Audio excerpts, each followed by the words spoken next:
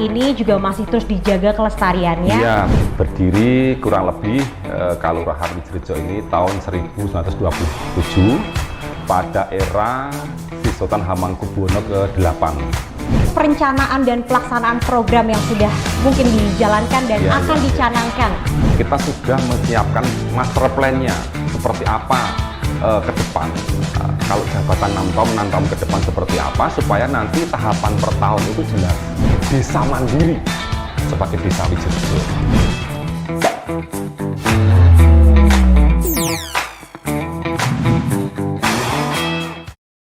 Halo teman desa, senang sekali pada kesempatan kali ini kita berjumpa kembali tentunya di podcast Teras Desa. Selama sekitar 20 hingga 30 menit ke depan, saya Anissa Rizky akan menemani Anda, tentunya akan membahas mengenai program P3PD, yakni program penguatan dan pengembangan desa yang nantinya saya akan menghadirkan seorang narasumber yang memang paham betul mengenai langkah-langkah yang tepat untuk pengembangan desa. Nah, pada hari ini saya berada di sebuah ruangan dengan nuansa bangunan Belanda. Saya akan berbincang langsung dengan Mas Lurah. Siap. Mas Wisnurianto selaku Lurah Desa Wijirejo. Ya, Kalurahan Wijirejo. Ya.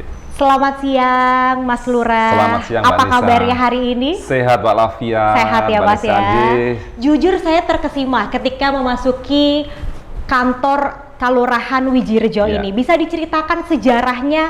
Ini sepertinya bangunan Belanda yang sampai saat ini masih dipertahankan bangunannya. Ya betul Mbak Anissa, terima kasih. Memang bangunan Kalurahan Wijirejo ini dilindungi cagar budaya. Berdiri kurang lebih Kalurahan Wijirejo ini tahun 1927 pada era Sri Sultan Hamengkubuwono ke-8. Alhamdulillah sampai hari ini ditetapkan menjadi cagar budaya, benda yang memang dijaga keberadaannya dan tidak boleh dirubah wujud sekalipun oleh pemerintah desa maupun oleh pihak-pihak yang lain. Seperti itu Mbak. Dan hingga saat ini juga masih terus dijaga kelestariannya. Iya betul. Bahkan untuk ruangan-ruangan di sini memang asli ya Pak ya? Asli semua di sini, ada di samping bangunannya asli. Ada pintunya juga asli, lalu tempat duduknya juga banyak yang asli, bahkan tidak ada yang berubah di sini sama sekali. Bahkan ini Pak, Mbak Anissa, ini lantai ini juga asli. Ya, begitu cerita singkatnya. Dulu awalnya memang setelah tahun 1926 pada saat era Belanda itu, beberapa tahun kemudian kurang lebih tahun 1946 itu dulu terdiri dari 2 kalurahan. Yang pertama Kalurahan Gesian Lama sama Kalurahan Kauman Lama. Digabungkan jadi satu sekitar tahun 1946 itu. Setelah itu di sini juga dulu awalnya pabrik gula. Ya, pabrik gula Gesian. Di sini ada semua yang foto-foto masih terlihat terpampang di sini, dan ada juga batu-batuan yang dulu bangunannya. Sebelum Belanda datang ke sini lagi, masyarakat sini kalau dulu ya dirobohkan lah supaya tidak menjadi base camp kembali. Betul Mbak Nisa. Nah, pengembangan desa yang kini sudah terlihat begitu jelas dan juga nyata Pak. Langkah-langkah efektif sebagai Mas Lurah. Selama ini Bapak menjabat kurang lebih sudah 8 bulan ya Pak ya, berjalan. Bisa disampaikan ini langkah-langkah efektif untuk pengembangan desa Wijirejo? Siap, sesuai dengan visi misi saya yang sudah masuk pada RPJM-nya Kalurahan atau desa, bahwa kami mengacu pada visi misi yang sudah saya sampaikan kemarin pada saat sebelum saya ditetapkan menjadi lurah desa atau kepala desa di Kalurahan Wijirejo. Itu saya beberapa poin bahwa memang potensi di Wijirejo ini luar biasa banyaknya, dan ini harus dibangun secara bersama-sama, baik itu sumber daya manusianya, sumber daya alamnya yang sudah ada di sini harus dibangun secara bersama-sama supaya nanti Wijirejo benar-benar gumregah sesuai dengan slogan saya. Begitu Mbak Nisa.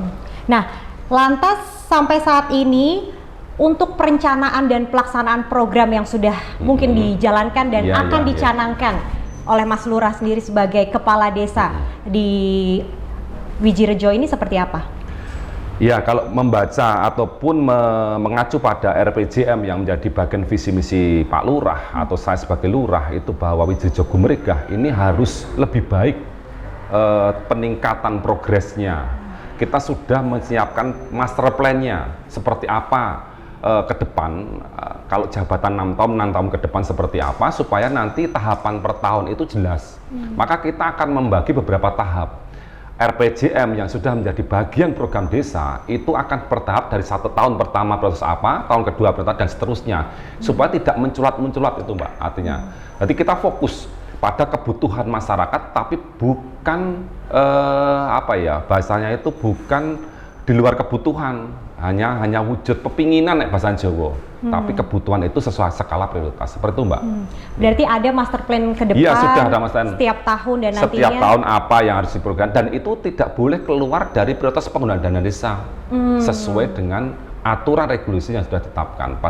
Dan di samping itu juga bahwa Undang-Undang Desa Nomor 6 tahun 2014 itu sudah mengatur penuh bagaimana kewenangan desa itu sendiri, supaya benar-benar jangan sampai keluar dari apa yang dilarang penggunaan dana tersebut. Dan setiap tahun itu bisa berubah prioritas penggunaan dana desa itu. Maka dari itu kita berharap pemerintah dan masyarakat itu benar-benar bersinergi, tidak boleh terpisahkan. Maka kami hadir sebagai kepala desa itu harus turun ke bawah, kita mencari jemput bola apa toh kebutuhan masyarakat tuh, bukan masyarakat yang harus rekoso datang ke desa, tapi Pak Lurah dan perangkat harus hadir kepada masyarakat, seperti itu Mbak. Nah, menarik ini Pak, strategi yang dijalankan sebagai kepala desa atau lurah di sini sebutannya, beserta perangkat desa untuk menjalankan seluruh program ini agar efektif dan diterima di masyarakat ini seperti apa? Kita mempunyai beberapa teknik strategi, karena desa ini kan tidak hanya berdiri melalui Pak Lurahnya atau perangkatnya, tetapi peran lembaga. Ya, betul. Desa itu terdiri dari pemerintah sendiri dan pemerintahan. Pemerintahan itu ada lembaga-lembaga, ada LPMD, kalau sekarang LPMKAL, ada di sini ada lembaga termasuk PKK, ada termasuk RT, Karang Taruna, dan mungkin ada beberapa lembaga lain yang itu harus berperan bersama. Ada BUMDes atau BUMKAL, dan ada desa wisata atau Pokdarwes dan semuanya. Ini ya harus bersama-sama, tidak boleh yang ini berjalan, ini tidak berjalan. Ini harus bersama. Maka dari itu kami yang paling penting adalah bagaimana koordinasi ini antar pemerintah dan lembaga ini terjalin secara optimal. Maka insya Allah akan mewujudkan benar-benar sesuai programnya saya sebagai Pak Lurah yang baru. Seperti itu. Itulah tadi untuk sinergitas antara perangkat desa dan juga kepala desa untuk tentunya komunikasi terjalin secara optimal. Nah, untuk meningkatkan keterampilan sendiri mengenai kualitas dari para perangkat desa, mengenai administrasi keuangan, kemudian administrasi kependudukan, itu menjadi salah satu PR bersama ya Pak. Betul, ini seperti apa? Kita akui ya Mbak, memang kita tidak artinya tidak menyepelekan bahwa memang perangkat desa Widjirejo itu sudah memenuhi syarat semuanya. SDM-nya sudah terbangun, artinya banyak yang muda-muda juga. Tetapi di luar konteks itu juga kami akan berusaha penuh bekerja sama sesuai dengan apa yang menjadi tugas dan tanggung jawab kita sebagai pemerintah. Itu akan melatih melalui bimbingan baik itu dari PMK kalau di sini di kabupaten, atau dengan dinas-dinas OPD yang lain, agar ada BIMTEK, bimbingan teknis bahwa pengelolaan keuangan ataupun prioritas penggunaan dana ataupun program-program ini benar-benar terarah sesuai dengan fungsi dan kewenangan anggaran tersebut, supaya tidak keluar dari itu. Maka dari itu kami harapkan adanya dari perangkat, dari Pamong itu BIMTEK ataupun bimbingan teknis agar mereka lebih menguasai tentang tugas-tugas mereka. Ini yang akan kita kerjakan dan sudah kita laksanakan sampai hari ini. Alhamdulillah. Nah, mengenai tadi Bapak sempat mengutarakan Badan Usaha Milik Kelurahan atau BUMKAL ini. Itu salah satu program yang dimiliki oleh Kelurahan Widjirejo. Betul ya. Itu saat ini sudah ada program apa saja?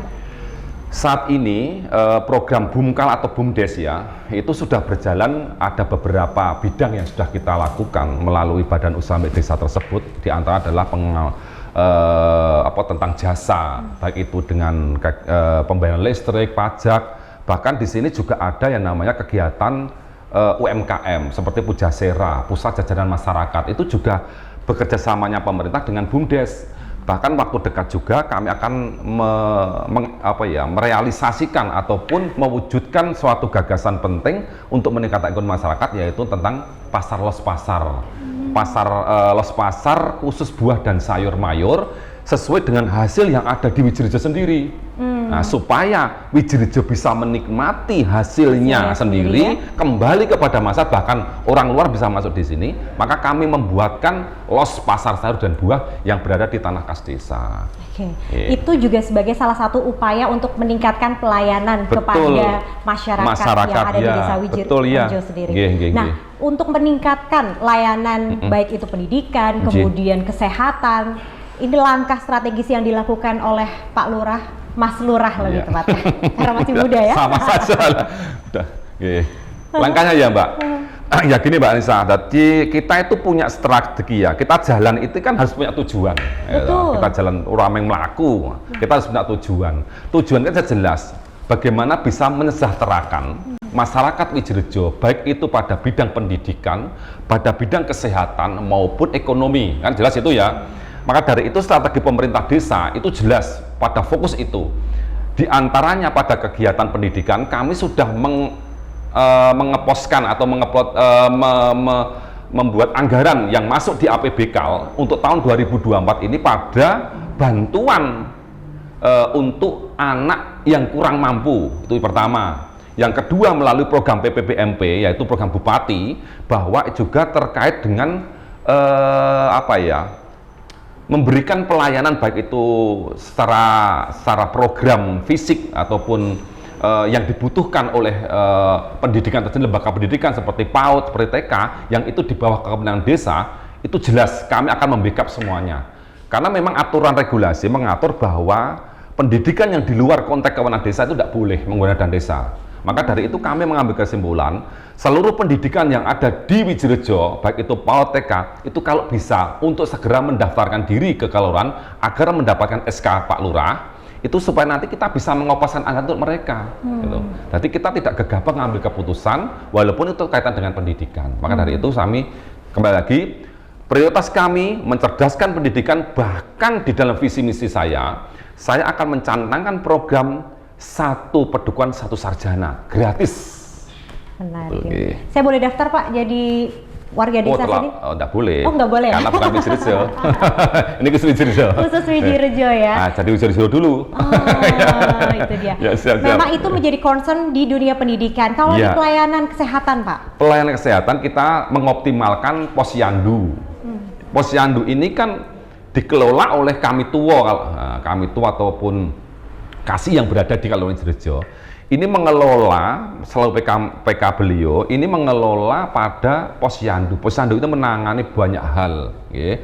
Kesehatan balita, remaja, lansia, bahkan stunting itu menjadi dasar bagaimana desa itu bisa mengucurkan anggaran dana desanya, itu harus beratas stunting. Ini kesehatan lagi.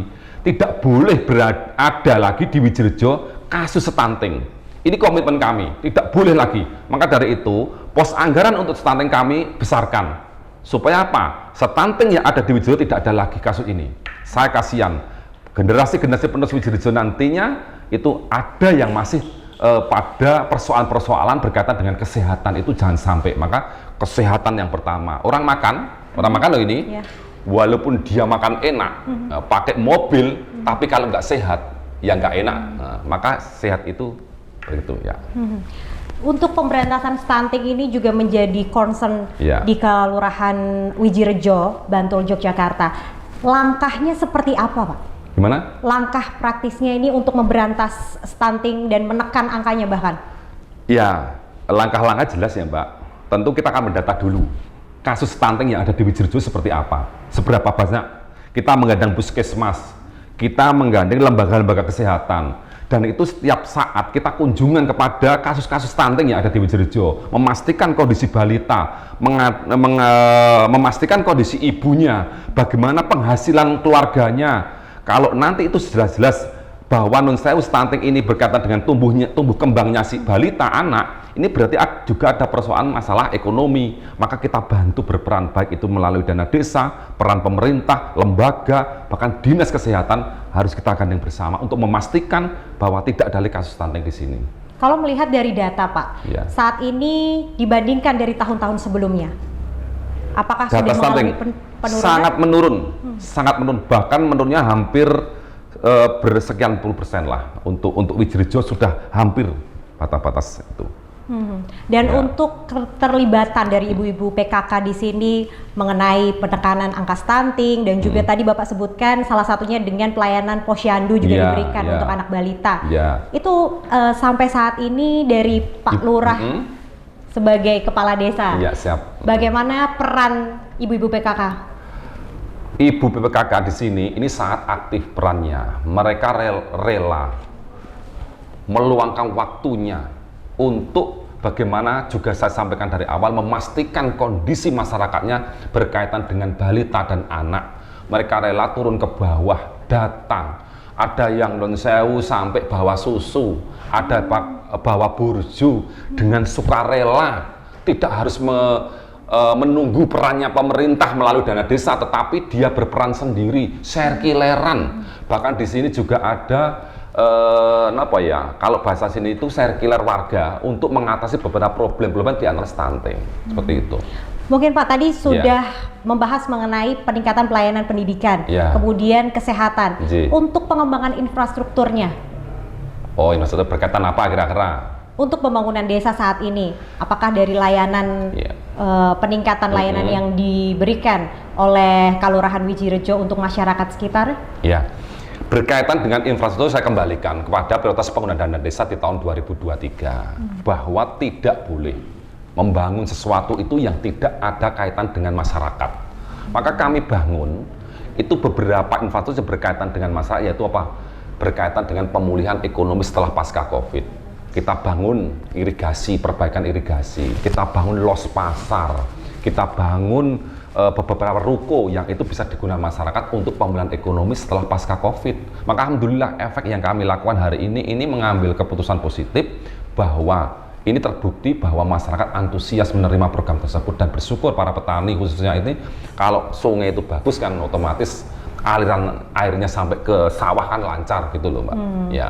Baik, itu tadi untuk pelayanan dari segi infrastruktur, kemudian pendidikan dan juga kesehatan. Kita beralih ke kapasitas perangkat desa ini dalam menghadapi perubahan sosial dan juga ekonomi, bahkan kebijakan dari pemerintah yang kita tahu bahwa silih berganti. Iya, siap. Ini langkah-langkah yang paling dicanangkan oleh pihak pemerintah desa seperti apa sampai saat ini? Ya, oke.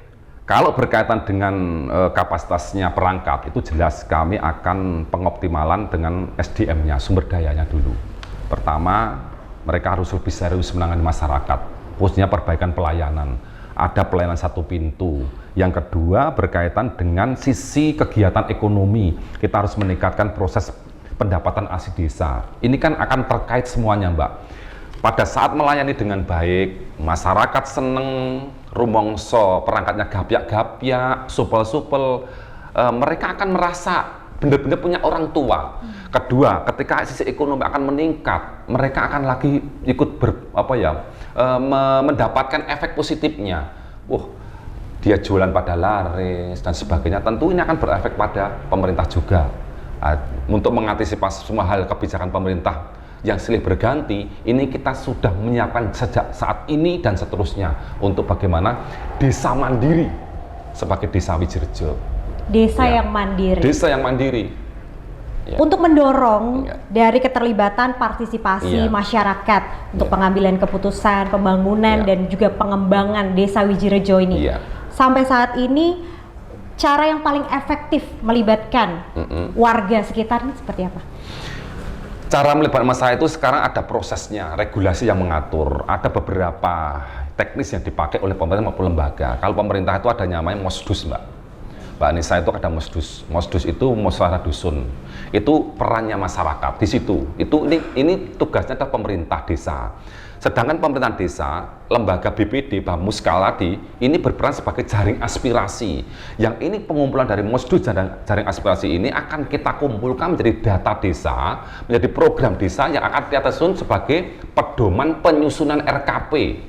Dan nanti akan dimasukkan pada APBK di tahun berikutnya. Ini proses masyarakat dilibat di situ. Maka dilibatkan ada tokoh masyarakat stakeholder, ada RT, kader, forum anak, dan mungkin puskesmas, kepolisian, Koramil, dan semuanya. Peran masyarakat semua dikumpulkan melalui baik itu Mosdus maupun jaring aspirasi. Keterlibatan semua lini ya Pak? Ya, ada Musrembang Des juga.